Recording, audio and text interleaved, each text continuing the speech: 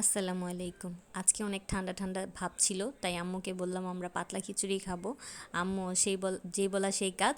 আম্মু সাথে সাথে পাতলা খিচুড়ি রান্নার আয়োজন শুরু করে দিল।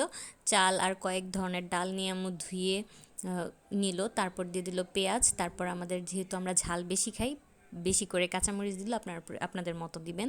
দিয়ে দিল লবণ পরিমাণ মতো। এখন দিয়ে দিবে হলুদের গুঁড়া, মরিচের গুঁড়া, জিরার গুঁড়া, ধনিয়ার গুঁড়া, সব কিছু একসাথে দিবে আর কি। আম্মু খিচুড়িটা একসাথে সব মশলা মিলিয়ে তারপর বসাবে। এখন সব কিছু দিয়ে দিতেছে আম্মু। তারপর এখন মনে হয় তেজপাতা দিবে, যাই হোক দেয় না কেন আম্মু। এই যে দিয়ে দিল তেজপাতা। তেজপাতা দেওয়ার পর আম্মু দিয়ে দিল আদা রসুন বাটা। আম্মুর আদা রসুন চামচ থেকে পড়তেই চায় না, যাই হোক আম্মু অনেক কষ্টে দিয়ে দিল। এখন দিয়ে দিল পরিমাণ মতো পানি।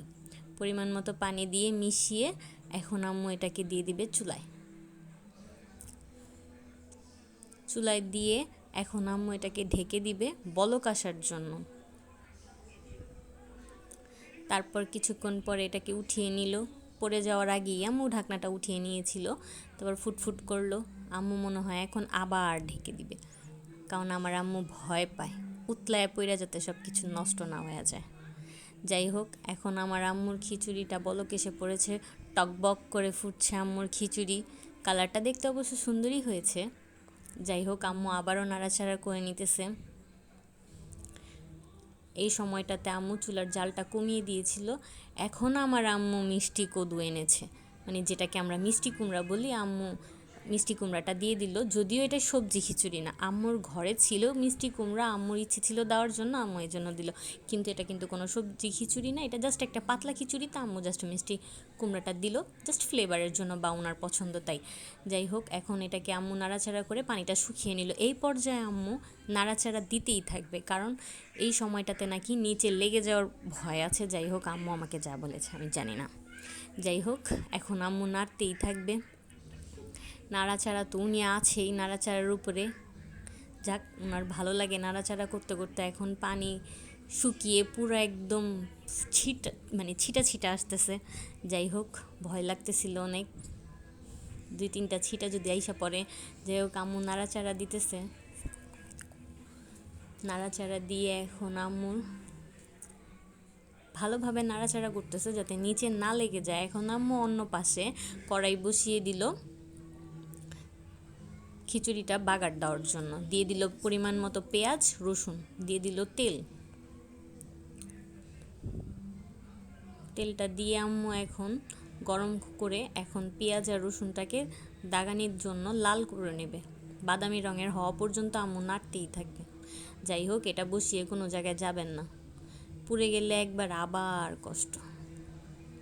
যাই হোক আম্মু এখন নাড়াচাড়া করতেই আছে, বাদামি রং হওয়া পর্যন্ত নাড়তেই থাকবে। কবে হবে বাদামি রং? আম্মুর পেঁয়াজ রসুনটা ভাজা হয়ে গেছে।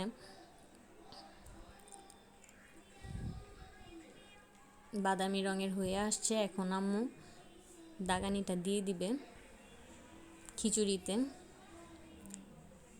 খিচুড়িতে দিয়ে এখন আবার নাড়াচাড়া করে দিবে, মানে মিশিয়ে নিবে দাগানিটাকে ভালোভাবে। এখন আম্মুর খিচুড়ি পুরোপুরিভাবে রেডি। এখন আমরা এটাকে ঢেলে পরিবেশন করতে পারবো। আম্মুর খিচুড়িটা হয়ে গেছে এখন।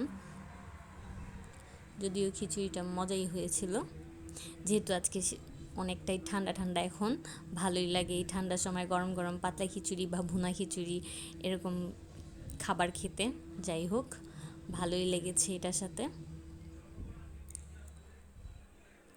এটাকে আম্মু নিচ থেকে নাড়াচাড়া করে এখন আম্মু একটা সার্ভিং ডিশে খিচুড়িগুলো ঢেলে নেবে।